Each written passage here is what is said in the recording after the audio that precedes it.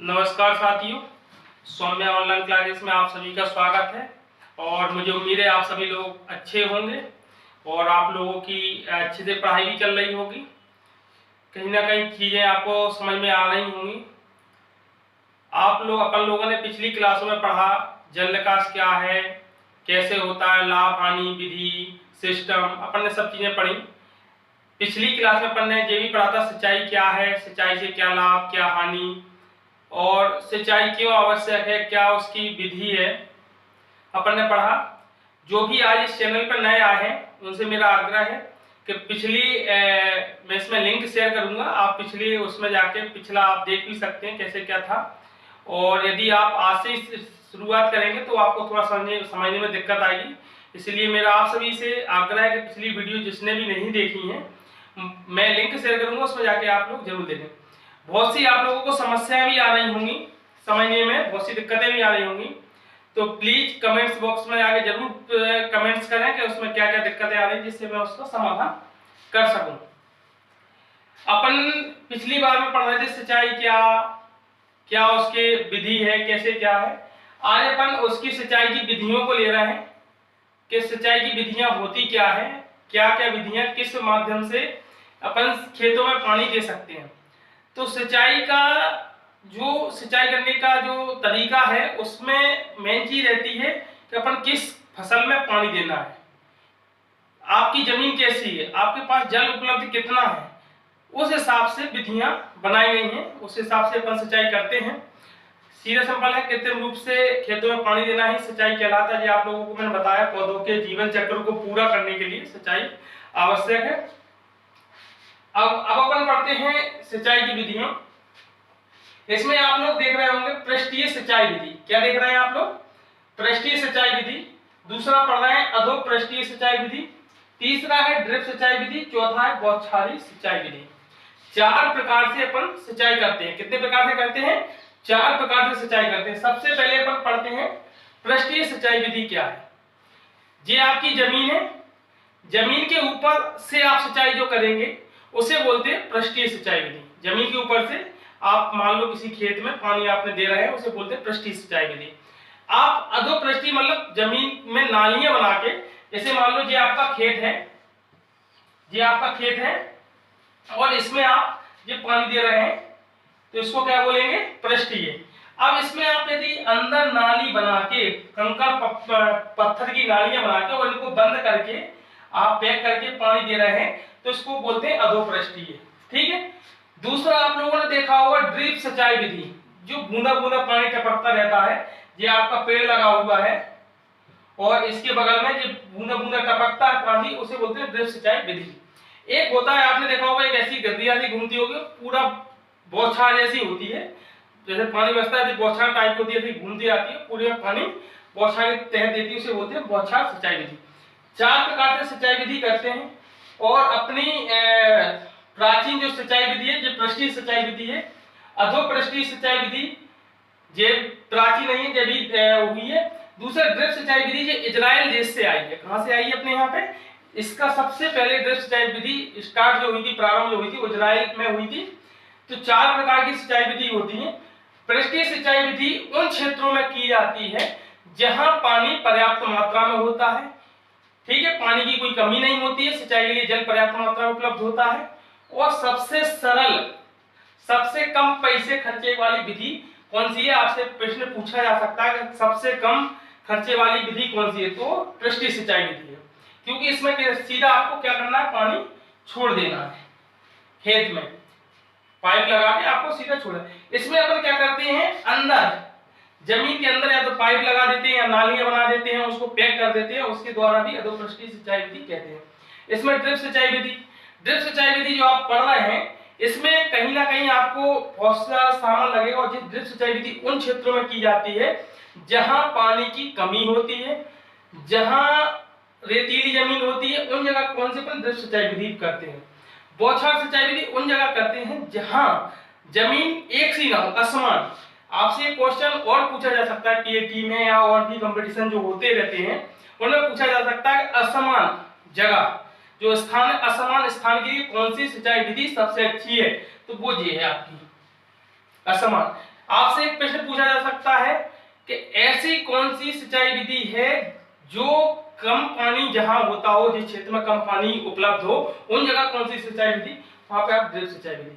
Drip सिंचाई विधि जो है सीधा जड़ों को पानी दिया जाता है। किसको पानी दिया जाता है? बिना किसी दबाव के। कहां पानी पहुंचाया जाता है? जड़ों के पास। तो वो ड्रिप सिंचाई विधि, कम पानी लगता है और थोड़ी सी खर्चीली जरूर है दोनों विधियां, लेकिन एक बार यदि किसान इन्वेस्ट कर दे सबसे बेस्ट विधि है जी। लेकिन अपने देश में कौन सी विधि लागू है इस समय चलती है? प्राचीन विधि भी है, पृष्ठीय सिंचाई विधि। तो 4 विधियां होती हैं। कितनी विधियां होती हैं? 4 विधियां होती हैं। जो लिखना चाह रहा है वो लिख ले। पृष्ठीय सिंचाई विधि, अधोपृष्ठीय और ड्रिप सिंचाई विधि और बौछार सिंचाई विधि।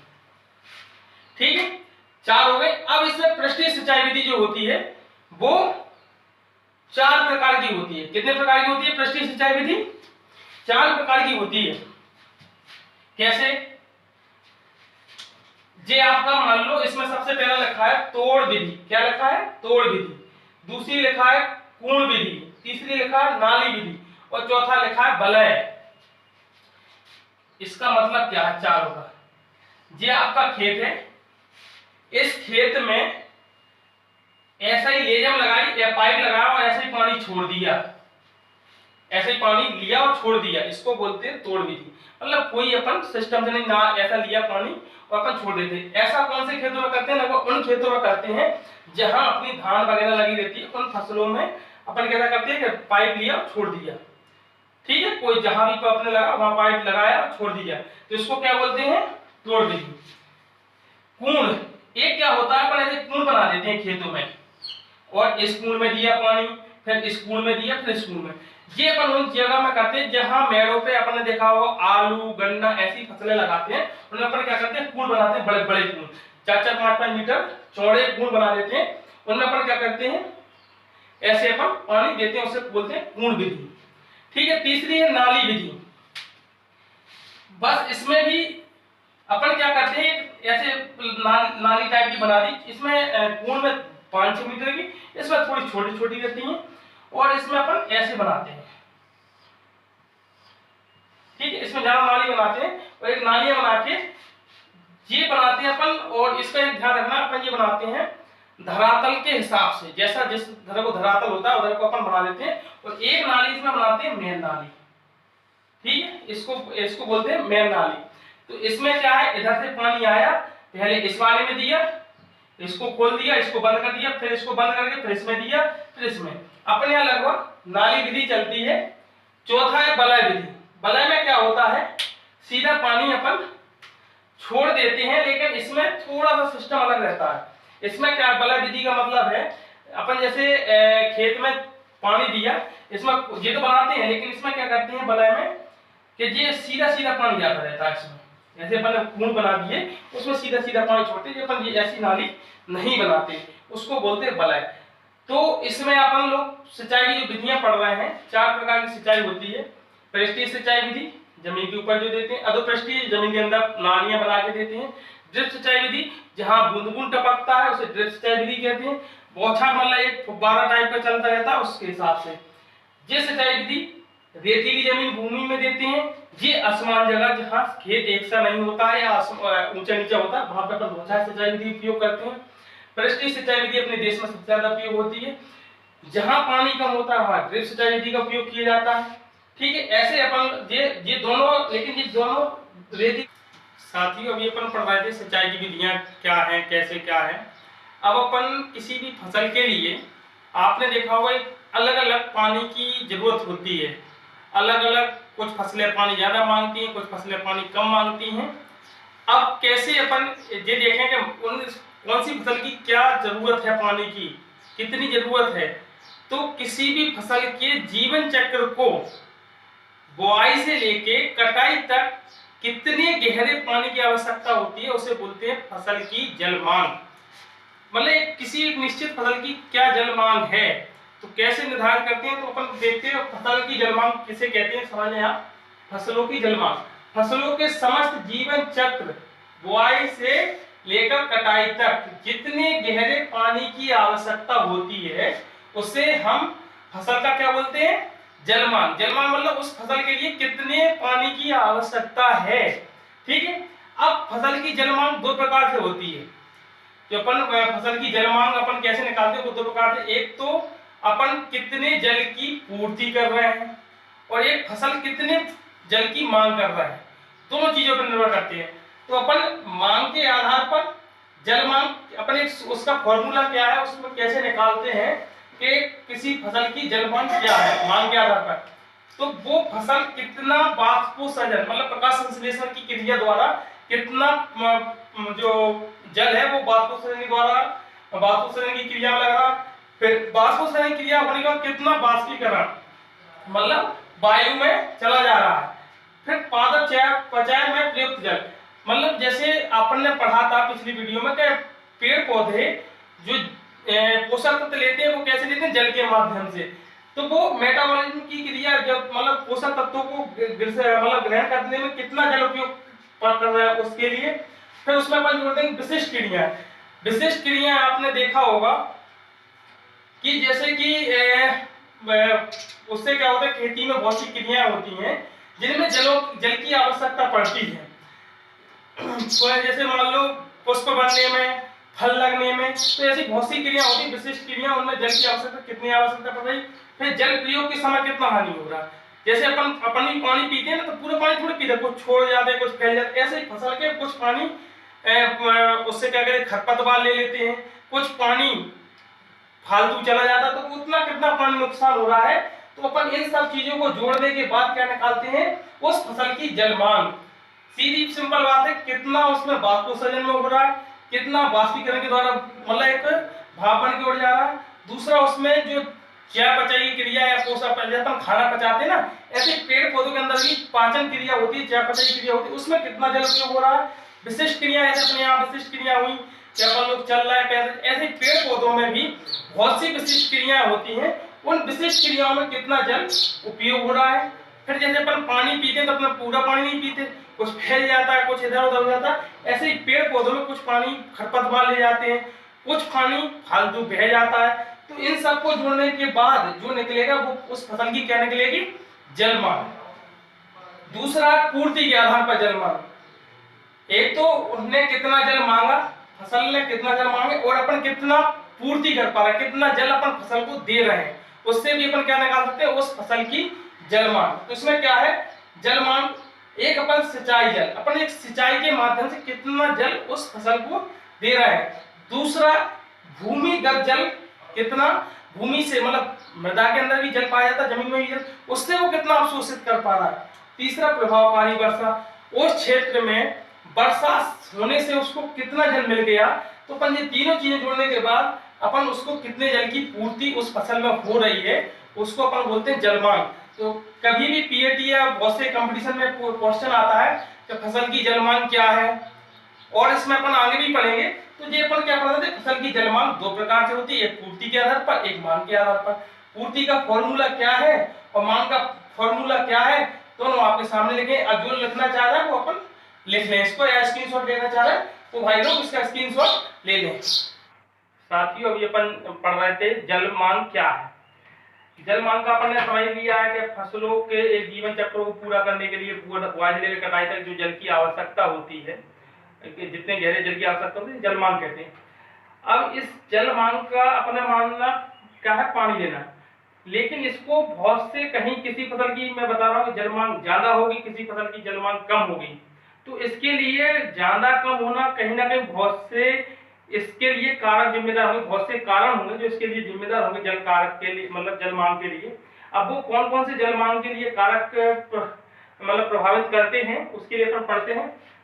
एक तो इसके लिए तीन कारक हैं, मेन कितने कारक हैं, तीन, जलवायु कारक, भूमि संबंधी कारक और पौधों की जो अपन क्रिया करते हैं किसान संबंधी कारक क्रिया करते हैं, वो तीन कारक। अब इनमें बहुत से कारक हैं, तो आप लोग थोड़ा पहले इसका स्क्रीनशॉट ले लें, फिर मैं इसको समझाता हूं डिटेल में, ठीक है। अब जलवायु मतलब मौसमी संबंधी कारक, मतलब मौसम, कहीं धूप ज्यादा हो गई, कहीं धूप कम हो गई, हवा चलने लगी, आर्द्रता हो गई, ये कारक कहीं ना कहीं इस पर प्रभाव पड़ते हैं, इसे बोलते हैं जलवायु कारक। भूमि संबंधी कारक, मृदा का रंग काला है, मृदा बलुई मिट्टी है, ठोस मिट्टी है, रेतीली मिट्टी है, ये सब कारक कौन से हो गए, भूमि संबंधी कारक।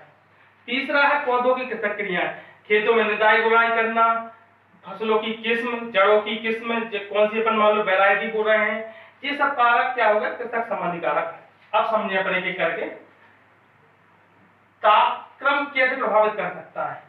आपने देखा होगा जब तापमान ज्यादा होगा तो उसके पेड़ पौधे क्या करेंगे, वाष्पोत्सर्जन के लिए ज्यादा करेंगे, तो वाष्पोत्सर्जन के लिए ज्यादा करेंगे तो पानी क्या चाहिए, उन्हें ज्यादा चाहिए।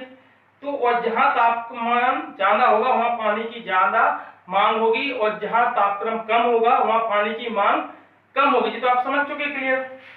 वायु गति, आप देखते होंगे जहां हवा तेज चलती है तो बात कहीं ना कहीं पानी भी वाष्पोत्सर्जन होकर तेज तेज उड़ता है। तो कहीं ना कहीं जहां तेज हवा चलेगी वहां वाष्पोत्सर्जन ज्यादा होगा, और जहां हवा कम चलेगी वहां जल की मांग कम होगी। जहां वाष्पोत्सर्जन होगा वहां जल की मांग मतलब हवा तेज चलेगी वहां जल की मांग ज्यादा होगी, जहां हवा कम चलेगी वहां जल की मांग कम होगी।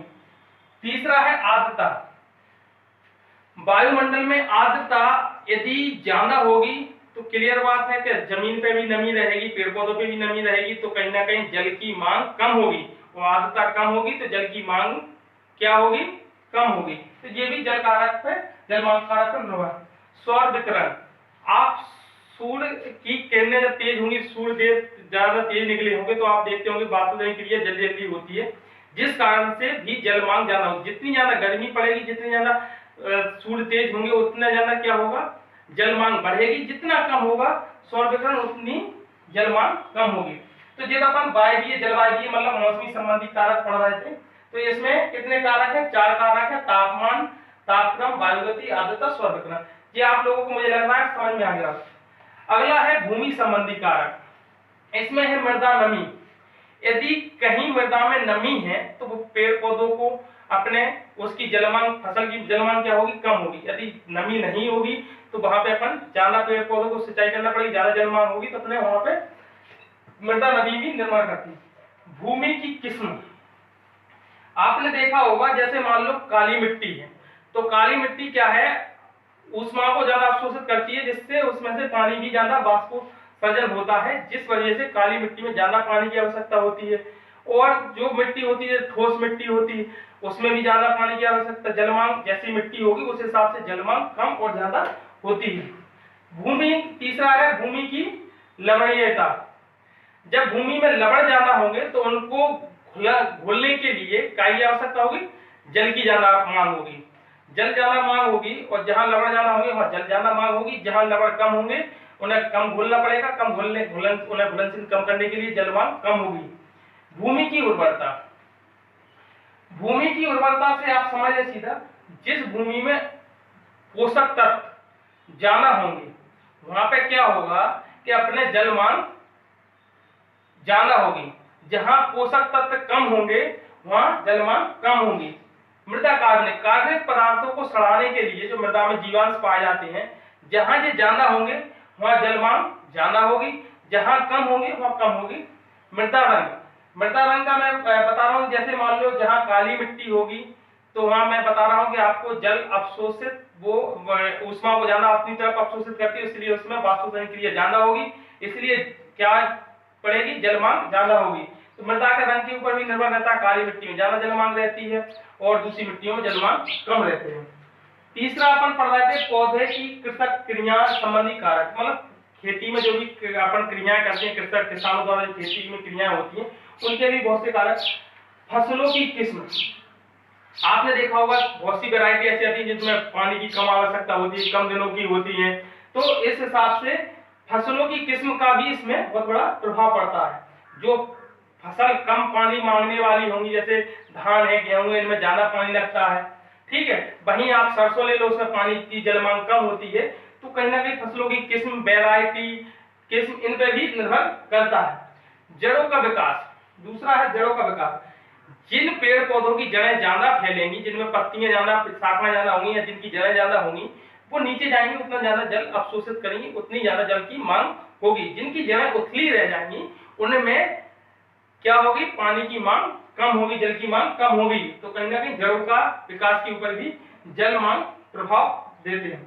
दूसरा निदाई गुड़ाई, एक मिट्टी के ऊपर परत जम जाती है, जिस कारण से मृदा में से वाष्पोत्सर्जन कम हो पाता है। जब मृदा में से वाष्पीकरण कम हो पाएगा तो कहीं ना कहीं निदाई गुड़ाई होगी, तो वहां पे क्या होगा, मृदा में से वाष्पोत्सर्जन को परत हट जाएगी, तो कहीं ना कहीं वाष्पोत्सर्जन या वाष्पीकरण की प्रक्रिया ज्यादा होने लगेगी। जब ज्यादा वाष्पीकरण की क्रिया होने लगेगी तो वहां पे क्या, जलमान की मांग बढ़ जाएगी।